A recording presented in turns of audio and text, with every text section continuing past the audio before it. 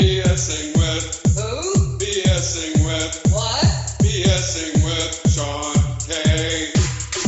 BSing with Who? BSing with What?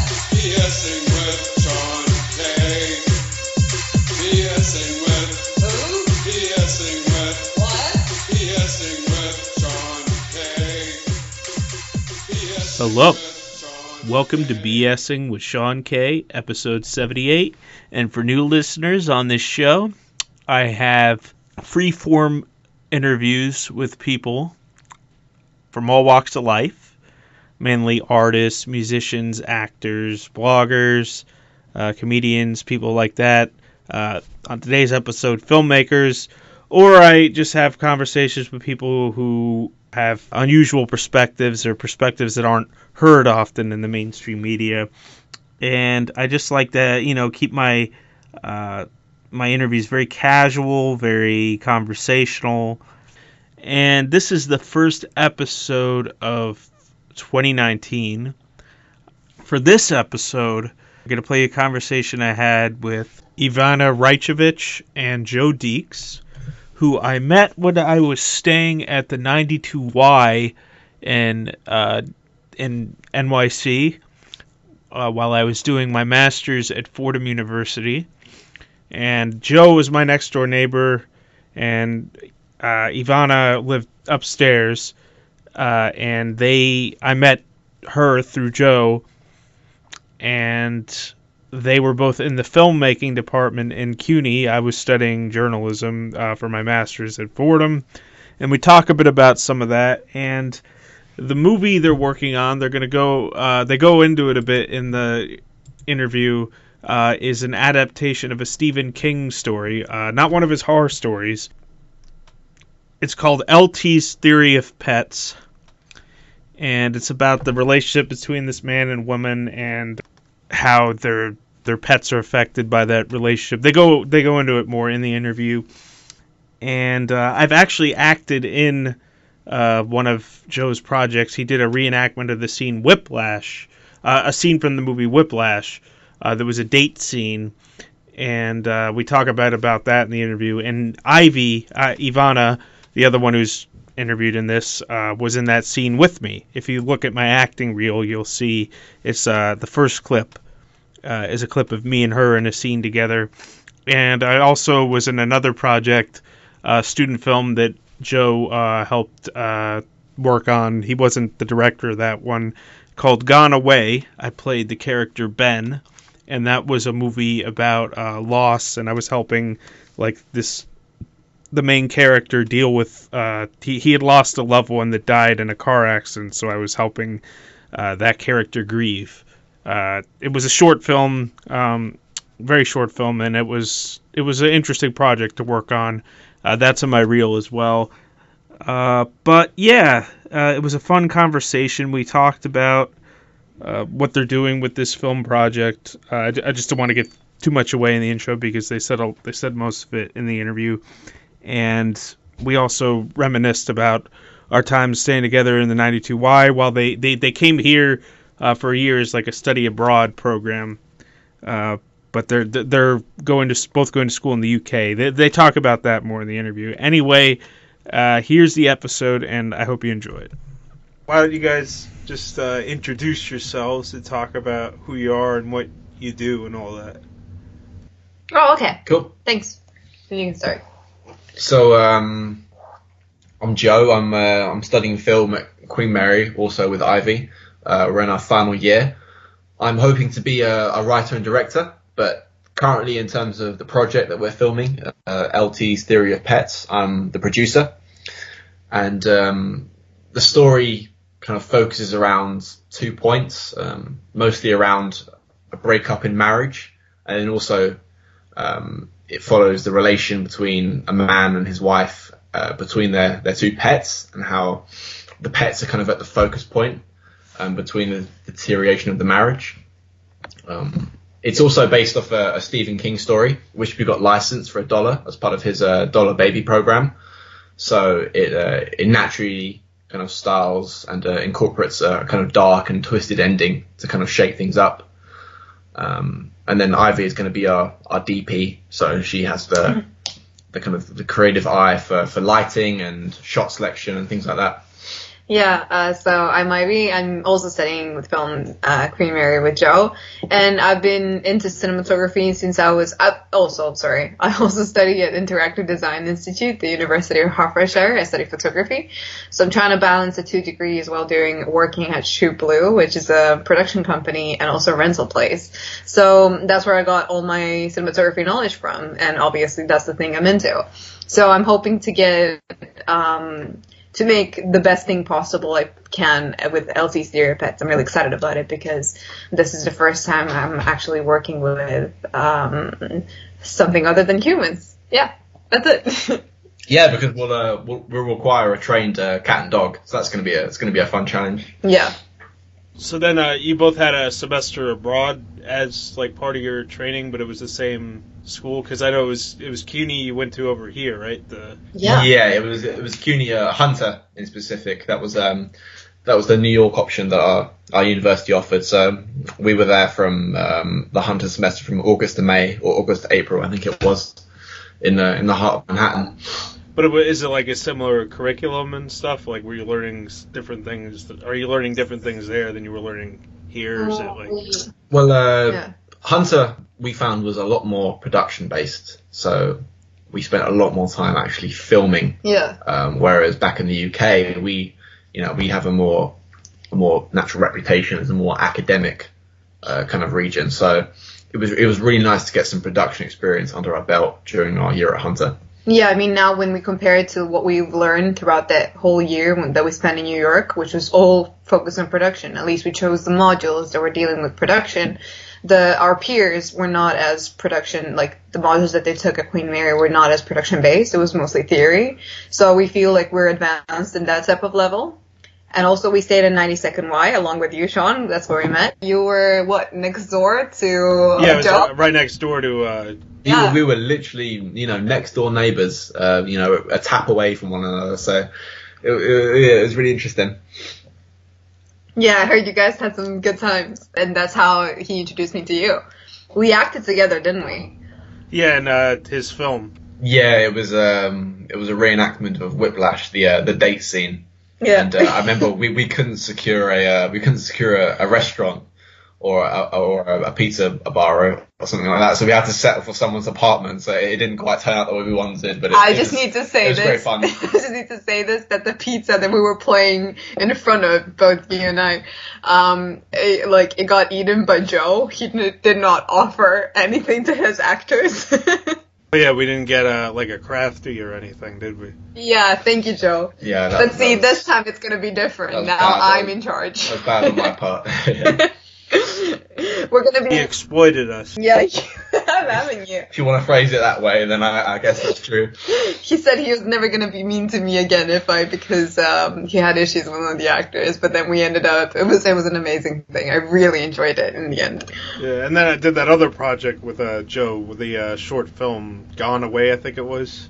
Yes, I remember. Oh, I didn't know about this. What was I doing in that role? I think I was assistant director and you were acting. Yeah, and then it was, and then I said that one. It was a serious scene, but then the way I said that one line at first made the guy laugh. What was it? Don't do anything stupid. Yeah, because I was trying to check because the script said, dude, you don't have another class, and it wasn't. It was supposed to be a very serious line, but you kind of sent it out in a very comical way, as far as I remember. Yeah, that was a good moment. Yeah, I mean, without much direction, what can you do? Yeah. Yeah. Cute. I never really heard about this. I didn't hear about this story. Who was directing? Kyle Farrell. Yeah, it's in my reel. Yeah, it came out pretty good though. The final thing and all that. I think. Yeah, absolutely. Yeah. I think the Whiplash scene was really good. I should get into acting. What am I doing with cinema? Yeah, you did really good in that. Thank you. She was. Not my passion though, so it doesn't matter, does it? Yeah. Yes. Where are you with this project right now? So, as of right now, we're at the pre-production stage. So mostly that incorporates. We're we're running a Kickstarter, so we're trying to get some funding for this project so we can get it off the ground, because obviously we'll need to pay our actors, we'll need a professionally trained animal, a dog and a cat, because we can't just have amateur animals, because they'll need to have a degree of training and responsibility. Yeah. And we'll also need to secure a location. Yeah. So the script is completed. We know what we're going for, but yeah, it's pretty much securing funding at this point. We have a Kickstarter which we're trying to get out to everyone. Yeah, obviously we're gonna be paying our actors and providing for their coffee, unlike somebody else in this room. We're actually gonna pay for their pizzas, not eat them ourselves. So we're going for that. Those are the three main things. But in terms of the pre-production itself, me and the director and the producer are both working on storyboarding and scouting for locations, which is really important when it comes to a serious project like this.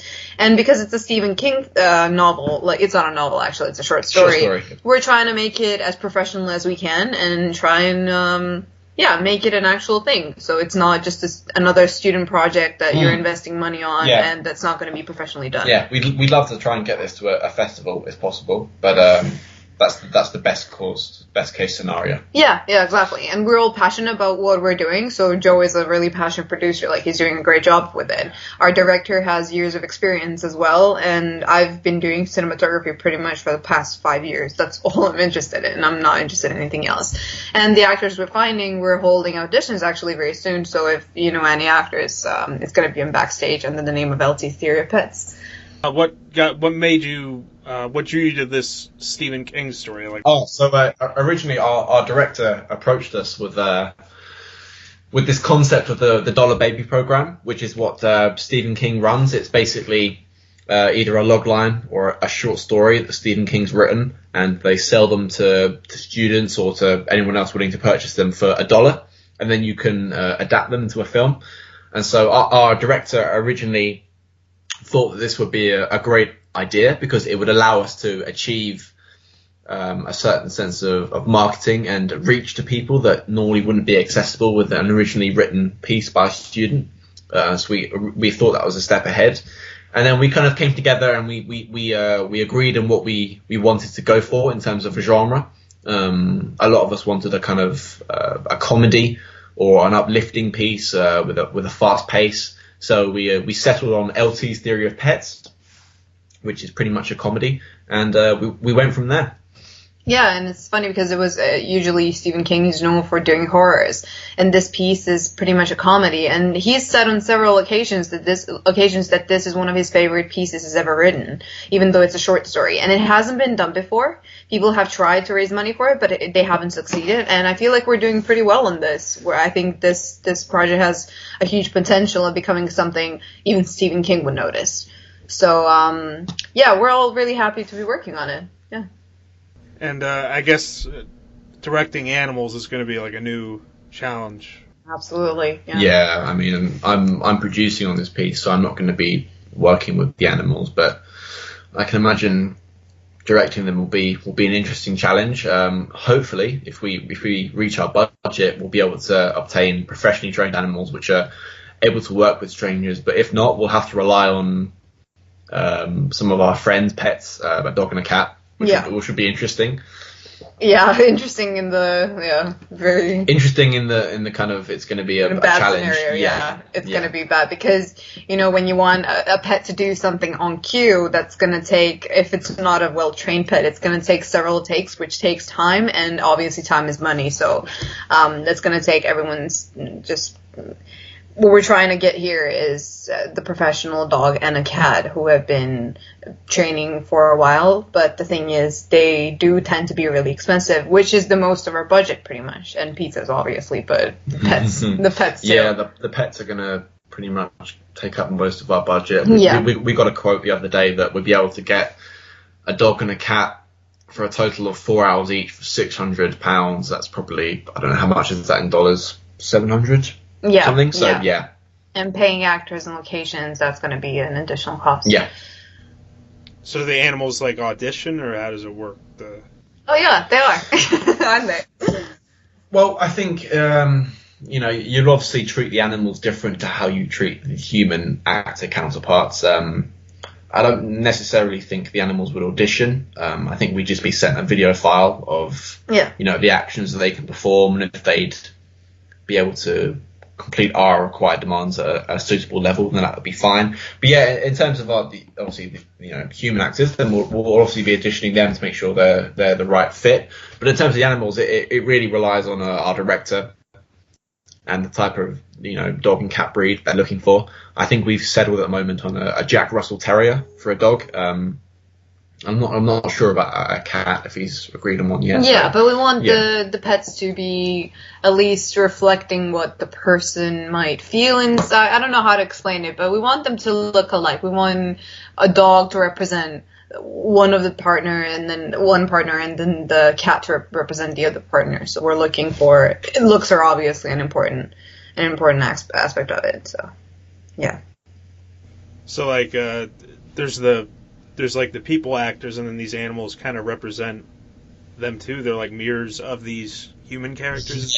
Yeah, that's what our director originally hoped for, and so we're hoping for. We're hoping for that. We're hoping for that to be replicated and mirrored. Yeah, that would be a really good thing to have, because it would just match up with the story, and because the story is not.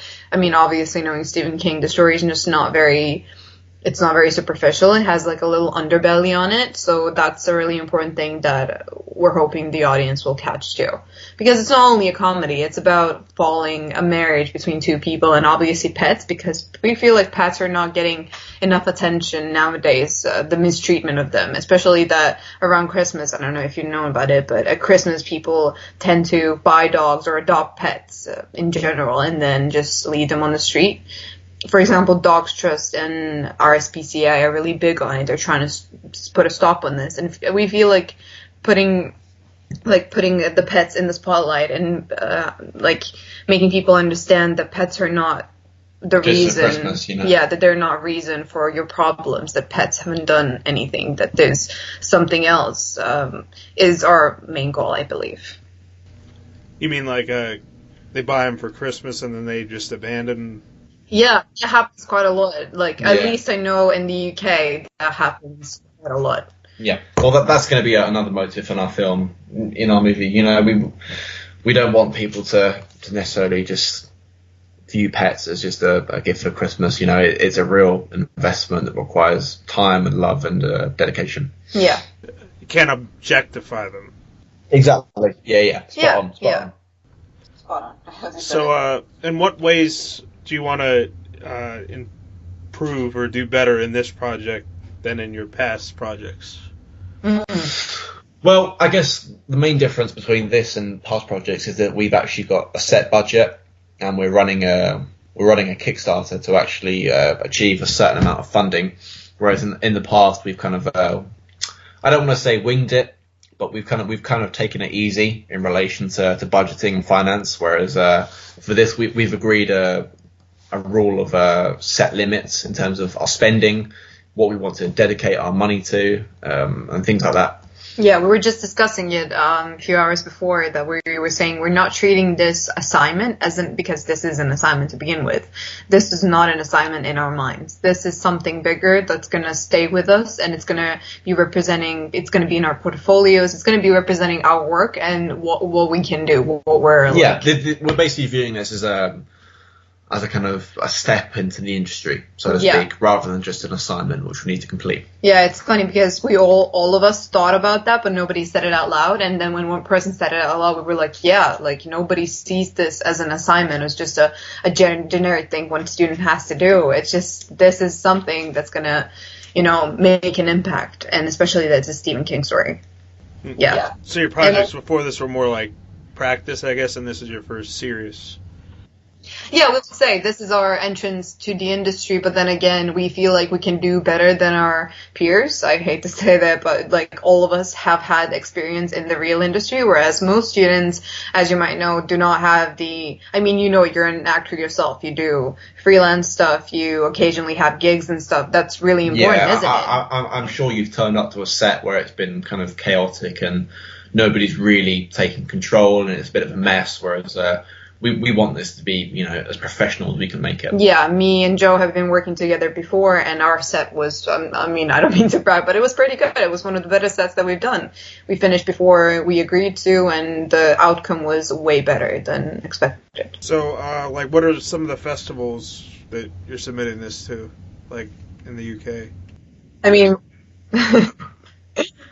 Well, that's dependent on our director and where he wants it to go, I guess. But yeah, absolutely, it's not going to be Cannes. Yeah, we're perfectly accepting that it's not going to be, you know, any of the major festivals because we're not quite at that level yet. But you know, we'd love this to go to any of the local universities or things like that. Yeah, I agree with that. Where can people keep updated on this film? You have a Facebook page for it or anything, or? Yeah, we do, absolutely. Actually, Ashton House Films is the house that's representing us. So it's not only university that's backing us up, we also have an actual production house behind this project, which is really important because, for example, all of the other films that we can compare this film to, which are being made at the moment also in pre-production, they don't have an actual production house behind them. This pretty much means that somebody has put a value in our film and on our script and decided, you know what, this is worth investing in, this is worth putting your money in, and just realizing that it's going to actually be something more than just a random student film. So on Instagram, you can find us on Ashton House Films.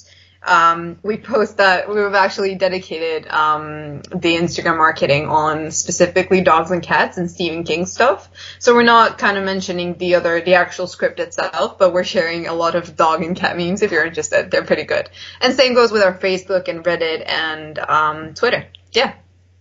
Yeah, we'll share the links with you so it's all accessible. But yeah, thank you. It is pretty much a social media drive. We want to get funding from strangers rather than friends and family. Yeah, we're trying to rely more on people who are actually interested in the story rather than friends and family feeling bad for us, exactly. Like with other films. So the Ashton, what's it called? House Films. Ashton House Films, yeah. Ashton House Films. Is this like similar to some of the other films they've released, like in theme or style? Actually not. Other ones were quite a bit of like a horror, dark thrillers, this is more upbeat, I think. It's the first time we've worked with the Stephen King Dollar Baby program. Yeah, as well. I mean, it is Stephen King, so that's why the house got interested in us in the first place, because, you know, Stephen King is famous for his thrillers, dramas, and horrors, especially horrors. Whereas this story is more of a different one, as I said, like Stephen King himself thought is one of his best written works, but then on the other hand, it's quite different to what his style is. So I feel like this Ashton House Films is like taking a bet on us pretty much. I feel like they're taking a bit of a risk because they've never done this before and they're not known for it. But yeah, we're confident in it, and I feel like they're actual adults are confident in it. People who've been in the industry. So yeah, we're definitely excited about it. So what kind of films inspired you, like the both of you?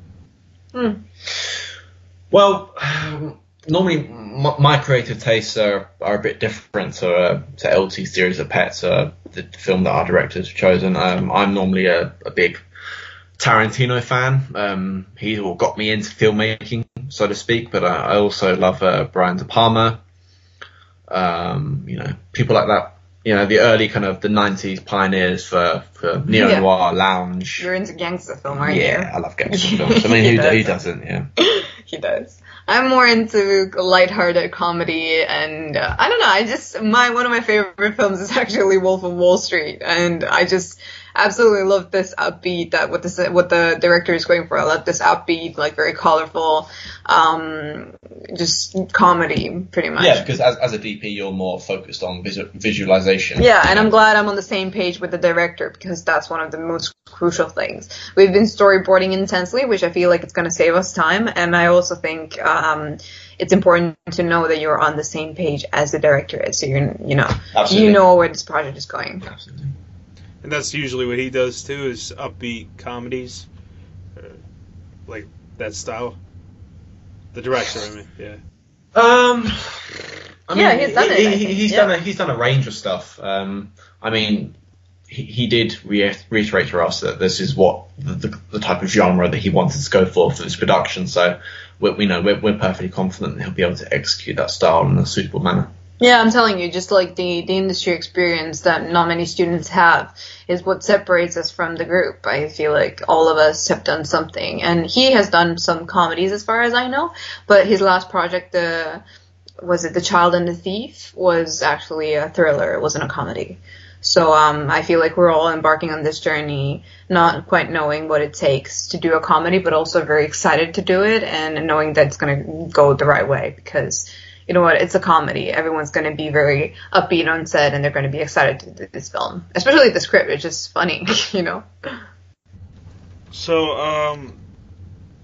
I guess what's like the next step after this film as far as like getting into the industry and everything? Like, what do you hope to be and all that?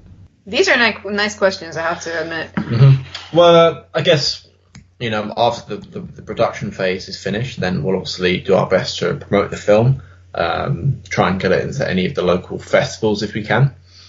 But I guess after that, for me, this is kind of more, I'm treating this more as an experience rather than as an addition to my portfolio because I want to write and direct, whereas, you know, as I mentioned earlier, I'm producing on this, so this is a learning curve for me. But whereas with Ivy, our DP, and Christian, who's our director, they're really hoping this will be a portfolio piece which they'll be able to share with clients or producers or things like that. Yeah, absolutely. I've worked on bigger sets than this, but the thing is, this is the first project when I'm actually in charge about something, and I have my say, which is something that's really important for my portfolio. Whereas, like, I've been doing ACing, like assistant camera, but getting the role of DP and actually having a budget about it, that's really important and a big step for me. So what I'm hoping to do is having this as my portfolio. I do have a few other works which I'm going to keep in, but again, this is something I'm passionate about and that I would like to include in my portfolio no matter the outcome. So how would you say like the film industry in Europe differs from the US, and like do you want to break into it like in the US or like in the UK or Europe? Like that's really interesting. For me, I'm in total love with American cinema and its history. I think it harbors a kind of a natural different style and taste compared to films made in the UK. As I said earlier, for me, Tarantino, Brian De Palma, directors like that have really influenced me. Mostly in terms of their subject matter and their style of writing. You know, it's very American in terms of its portrayals and visualizations and things like that. I wouldn't really consider myself knowledgeable in terms of European cinema because obviously Europe incorporates more than just the United Kingdom and more than just, you know, the English language. You obviously have a few of the kind of the benchmarkers for European cinema. You have Bresson.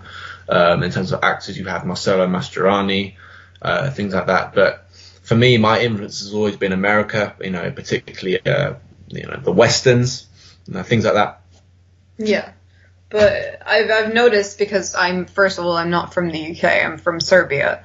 And Serbian cinema has it's very particular to say, but it's quite different to what the UK cinema is about. So for example, in Serbia, we have quite a lot of political comedy, whereas in the UK, from what I've seen, there's quite a lot of comedy about the place you're in. For example, EastEnders. It's a TV series as far as I know, right? But it's quite different to, for example, what people in the US are doing and watching, which is what pretty much the world is doing, watching. But yeah, I'm very interested in going to the US. However, I'm not sure because it's quite far away from home because I'm a Slav myself.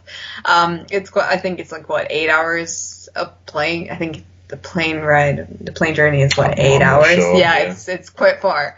So I'm thinking of staying in Europe, whereas Joe is more tending towards the US. Yeah, I'm hoping to go to LA for a conservatory year. You got a place at the New York Film Academy. Yeah. It's LA campus. I'm hoping to go to in September. So yeah. Yeah, a whole year of making films. Interesting. Yeah, really intense year. Nice. So that's after you finish your current degree you're going? Yeah, we finish. We technically finish our classes at the end of March, which is insane. But I think our graduation is actually dated for June or July. June or July, something in between. Yeah. So that's when we completely finish our undergraduate courses, and it's either a master's or Or going a into the conservatory industry. year or straight into the industry for freelancing, you know. Yeah, which is what I'll probably be doing because I've been doing freelancing on the side anyways. So to me, it's just going to be like just getting into the real world, which I've pretty much been in so far. So yeah, I don't think it's going to be such a shock for either of us. In film, it's more about like what you do on your own rather than like I guess what you learned in the curriculum. Like as far Yeah, absolutely. I mean, you've done freelancing yourself, and you know how different it is what the teachers are teaching you, which is mostly theory and their own experience, whereas actually experiencing yourself, there's quite a lot of difference, isn't it? Yeah. And that was actually like what you said earlier. You said like it wasn't as hands-on program you were in. That was like a lot of the complaints because at Fordham I was studying like more like journalism, public media, but it's still like media related. People were complaining it wasn't like we weren't doing a lot of hands-on like reporting stuff or like going out there and like actually doing projects. It was more theory-based. So like, and then people want to learn more practical, and that sounds like a common thing with like media-related majors. Yeah, it's really tough to get direct practical experience in the film industry because typically a lot of universities offer a more theory-based course, you know, which is perfectly interesting, but in order to get direct practical experience, it's normally something you would do outside of university, you know. You would get into the industry straight away as maybe a runner or something like that, rather than learning it through a university course. Yeah. So like putting yourself out there is the key. Like that's the only thing I would advise to anyone starting university right now. University is important. It's like a little comfort zone. It's going to become your comfort zone pretty much. But doing stuff outside it, as you know, is what actually counts. So, is there anything else you guys would like to add or anything? I don't know. I feel we've covered pretty much everything. Yeah, if you're interested, obviously we'd love for people to, you know, to view our Kickstarter and to get an interest into our film. So obviously we'll have that hopefully linked within the project. But yeah, otherwise we're happy. Yeah, worst case scenario, like our Kickstarter has an amazing video which I shot, and it incorporates a pet, so it's quite funny to watch. So we're hopefully that sets the tone for the film that we're doing. Yeah, agreed. You can view all that on our Kickstarter link, which we'll hopefully share with this file. Yeah, it's just LT's Theory of Pets. If you type it into the Kickstarter.com, it's gonna pop up. Yeah. Also, I wanted to take a little. What was I gonna say? Like a little how do you say reminiscence? To Reminisce. Reminisce. Sorry, my English is so bad. I wanted to reminisce on your birthday party. I fucking love that. Oh yeah, I forget the name of the place. Oh, Who's the Irish pub? The Irish pub. That was it. Yeah. Oh, that was so good. I remember it. Oh shit, I really liked that place. And there was this girl who didn't turn up in the end. Did you like her? I think that was it. Oh yeah. Yeah, I do remember that. That's so cute. And then together we went for Shake Shack, didn't we? That was so nice. So what are your plans for the future, Sean? I mean, I'm working at a call center now, but I'm still kind of looking for something like more media related, like in the production side, like journalism. Yeah. Or like at least doing the things that are similar to what, you know, a journalist does, like writing, like asking questions. I don't know if I want to be involved in like the political stuff, but like maybe like feature stories, like covering interesting events and people, things like that. Kind of like what I do on my show, but more like professional, I guess. Yeah. How's your podcast doing? Pretty good. I mean, this is the first of 2019. Oh, that's exciting. We're like a little. But it's been going in a more like conversational direction. 2K19 debut. That's awesome. Yeah, amazing. I'm really honored to have. Yeah, I've been meaning to come on here since I was at the wire. I'm not gonna lie. I was hoping you were gonna ask. It's great to be on here with a purpose. So it's great to talk to you again, man. Yeah, absolutely. I remember 90 Second Why I was like, oh shit, Sean has a podcast. Why am I not on it? I was thinking about it. You were hoping I would. Yeah, I'm not gonna lie, Sean. I fucking wanted it. I was going to ask you at some point, because I thought that'd be interesting, like, you talk about, like, because, like, he came from Serbia and wanted to be a filmmaker and everything, so... Yeah, absolutely. But now you told your story, and Joe told his story, and the story's out there. Thank you. Thank you so much for sharing this. This means the world to us. Yeah. Thank you, Sean. All right, well, that about does it for today's episode. I hope you enjoyed it. If you want to keep updated with future episodes, I'm on iTunes, BSing with Sean K. I believe I joined this thing called Anchor, and it put me on some other podcasting platforms as well. Ones I'm not like super familiar with, but I know iTunes is one of the more popular ones. And you can also subscribe to my feed on my blog spot, bsingwithseank.blogspot.com. And I upload these to YouTube too. I might start doing clips with the YouTube thing, but honestly, I just enjoy doing the YouTube videos with the pictures to go along with it, and like putting funny pictures with the episodes. So I just kind of do that because I enjoy doing that, and it's fun to do it. And some people have told me they like the little slideshows I make. But anyway, I'm on YouTube too, and you can follow me on Twitter. Just go to bsingwithseank.blogspot.com. It has a link to everything I'm doing. And it was a great chat with Ivy and Joe. It was really cool to catch up. They're in Europe now. They're in the UK now. If I ever make it out to Europe one of these days, I hope we get to chill and all that. But yeah, it was a good time talking to them. And I'm gonna post a link to their Kickstarter and everything. And that about does it for today's episode. I'll catch you on the next one. BSing with Who? BSing with What? BSing with Sean K. BSing with Who? BSing with What? BSing with Sean K. BSing with Who? BSing with What? BSing with Sean K. BSing